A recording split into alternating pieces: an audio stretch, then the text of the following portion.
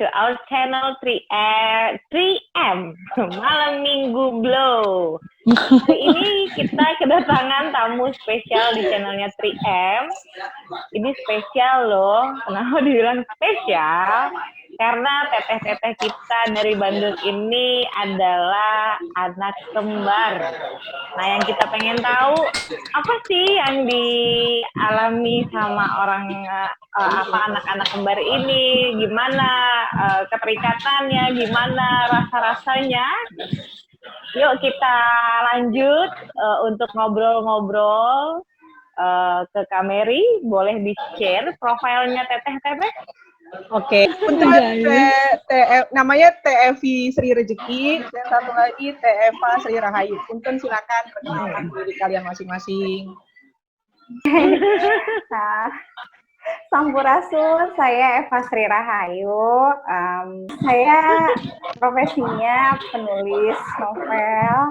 Sekarang lagi icip-icip untuk menulis skenario animasi.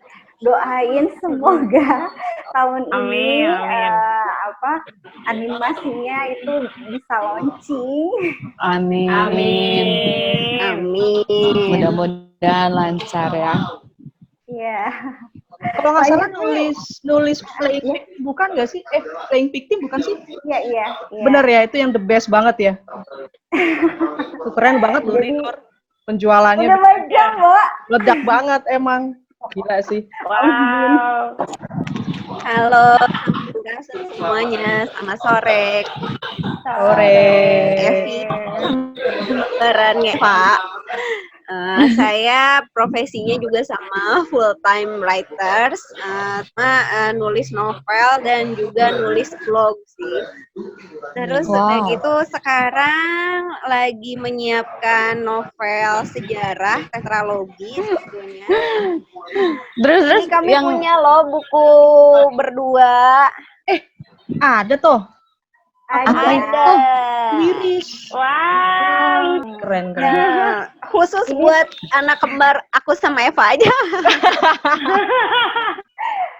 Jadi nih buku ini tuh sebenarnya ceritanya isinya aib kami berdua aja sih sebenarnya.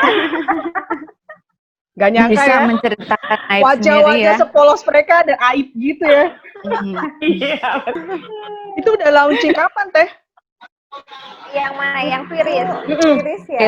Yang Viris ini udah dari 2014 sebetulnya. Udah lama. Oh, lama. Iya, jadi kita tuh memang dari kecil pengen jadi penulis, jadi sebenarnya nggak rebut-rebutan, terus nggak juga kita janjian, kamu jadi penulis, kamu harus ikut aku ya jadi penulis, enggak gitu. Jadi memang kita kayaknya memang passionnya sama-sama di menulis gitu. Nah, tapi meskipun sama-sama penulis, untuk genre, untuk ide itu inspirasi ya sendiri-sendiri, cuman kita tuh punya kebiasaan yang lucu sih gitu. Dulu waktu kita serumah nih, kita tuh hobi banget nulis tuh berhadap-hadapan.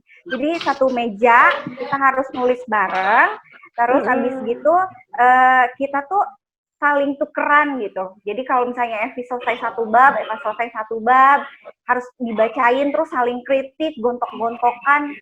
Wah, kayak gitulah, seru gitu dulu tuh. Iya, benar-benar. Jadi kalau sebenarnya ini ya, ke topik anak kembar ini sebenarnya emang ada gen keturunan, bener nggak sih Teh? Sebenarnya mungkin dari ibu atau dari ayah gitu. Jadi Syahdan itu katanya konon dari ayah tuh katanya ada saudara yang kembar. Tapi kita nggak pernah tahu sih sebetulnya beneran ada genetik kembar atau memang lintas generasinya tuh yang beda 3 generasi sebelumnya apa kayak gimana, karena belum pernah ketemu sama misalnya kakek nenek yang kembar gitu. Cuman memang secara sains itu katanya memang sih sains ya gitu. Ya memang kembar tuh diturunkan gitu. Iya, betul. Ada keturunan gitu. Keturunannya itu memang kadang jauh banget, Dan ternyata ya, yang memang diturunkan itu malah dari saudara laki-laki, bukan dari kita yang cewek-cewek gitu loh. Oh, gitu. Tuh, memang jadi ada keturunannya. Aduh, mudah-mudahan aku keturunan anaknya kembar, jadi sekali brojol langsung 2 gitu ntar. Yakin mau punya anak kembar.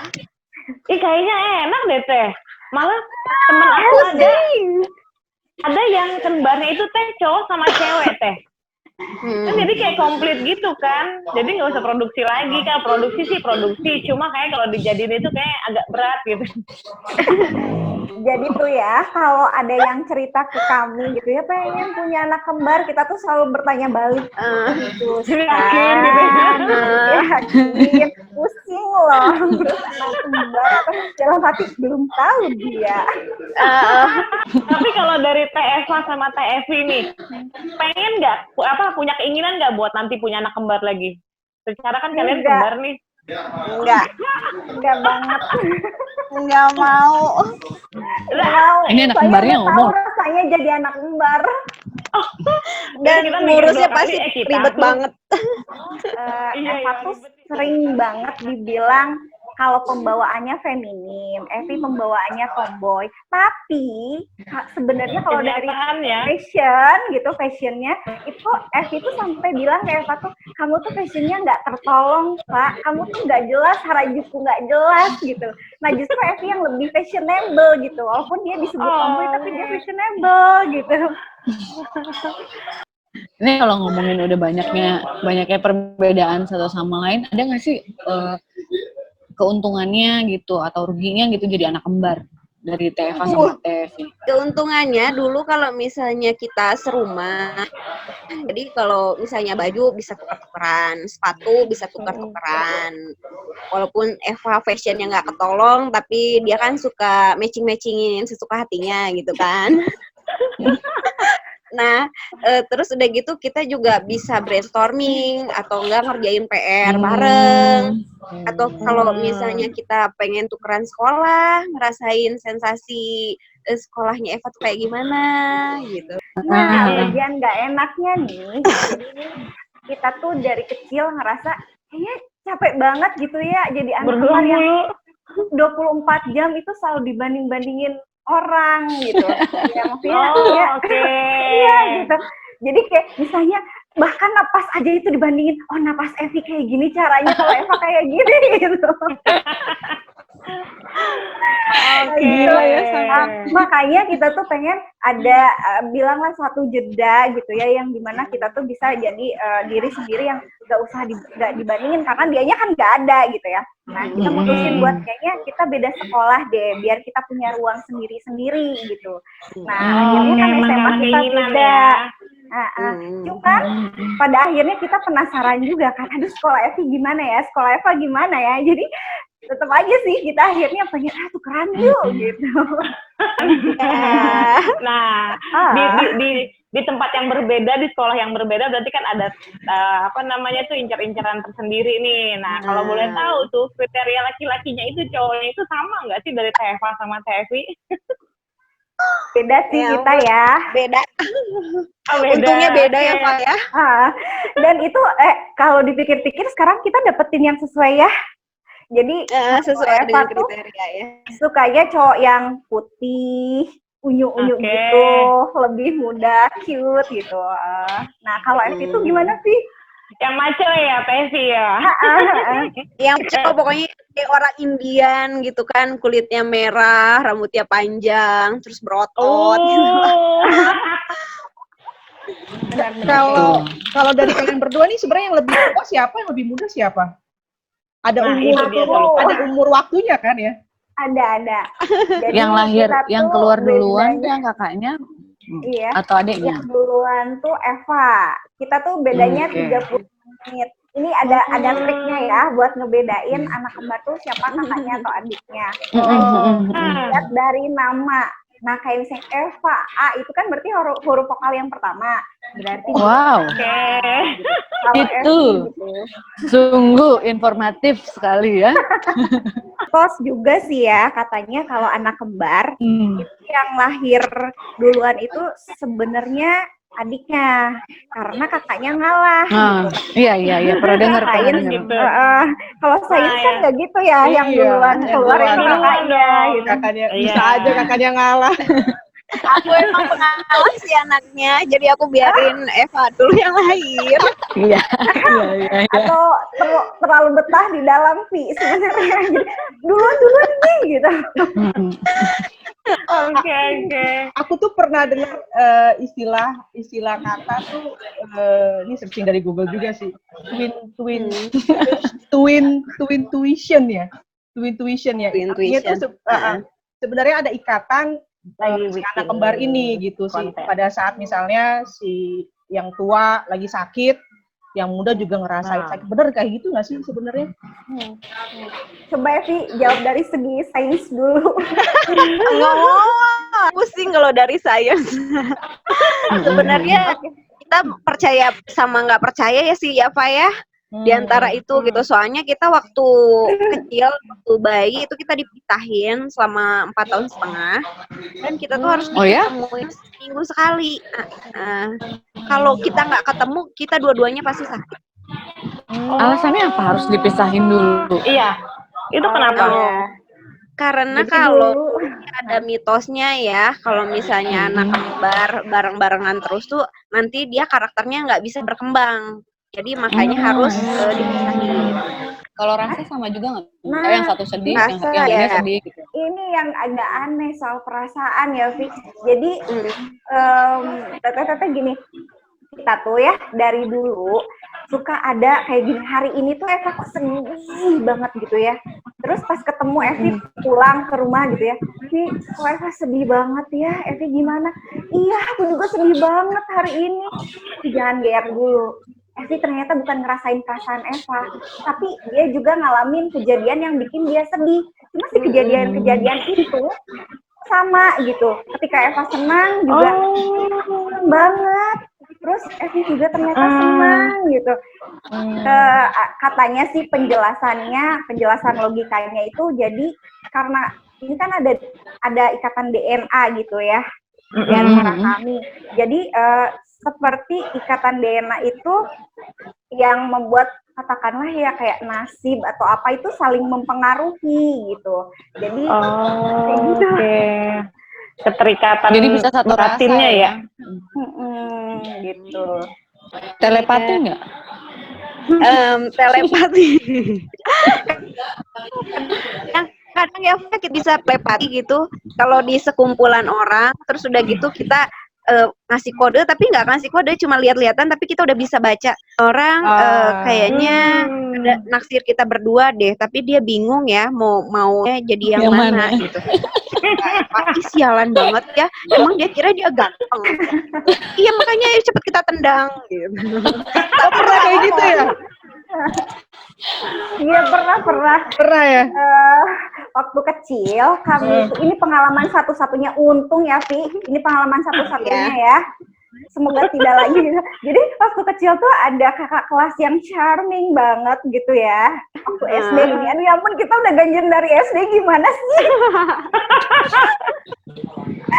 Nah, jadi dia tuh kayaknya mungkin penasaran sama anak kembar, ingin menaklukkan si kembar gitu ya. Jadi ya caper ke Evi, terus kan Eva taunya enggak kok dia capernya sama aku, Evi enggak kok capernya sama Evi gitu. Jadi itulah pengalaman kami yang menyukai pria yang sama gitu. Terus akhirnya ya gontok-gontokan kita ya Vi ya, perang dingin.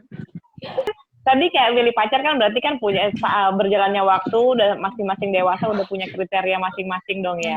Nah, kalau ributnya masalah barang yang diinginkan gitu loh untuk sesuatu yang kayaknya Teh Eva pengen ini, Teh Evi pengen ini, cuma ada satu gitu. Pernah nggak itu sampai dengan pengennya itu sampai ribut gitu loh? Pernah banget. Karena kan biasanya kalau kembar ini kan punya barang sama ya.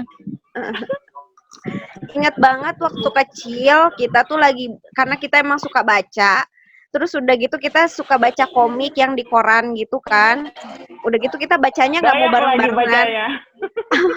Itu si korannya saya sobek-sobek biar kita berdua nggak ada yang dapet.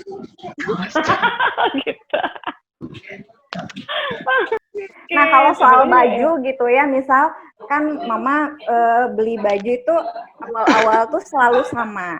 Kenapa? Karena biar nggak rebutan gitu kan. Karena pusing juga kan kalau si kembar tuh jadi cepet-cepet tapi tetap aja ada nggak enak gitu ketika sama-sama suka sama baju yang satu gitu.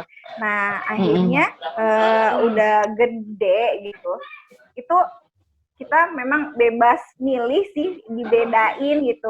Tapi itu mama tuh karena apa ya, mungkin nggak pengen ribut, jadi suka kita akhirnya tuh kayak sejenis kalau arisan tuh dikocok gitu ya, biar nggak bisa milih gitu. Dilemanya gini sih sebetulnya, jadi orang tua anak kembar tuh kayak ngasih baju yang sama si anaknya tuh yang kok kita disamain sih, kita kan beda, karakternya aja beda gitu. Terus beli beda, kok jadi rebutan kayak gitu loh. Ini punya aku mau punya yang ini gitu kan, jadi orang tuanya kan beda. Terus ada satu lagi yang bikin bingung banget orang tua itu, biasanya gini, kalau anak kembar tuh misalnya Eva nih bikin kesalahan gitu ya, terus Eva dimarahi, Evi tuh nggak terima Eva dimarahi. Gitu. Kalau Evi dimarahi, Eva juga nggak terima gitu. Kalau Evi dipuji pun Eva nggak terima, atau Eva dipuji pun Evi nggak terima.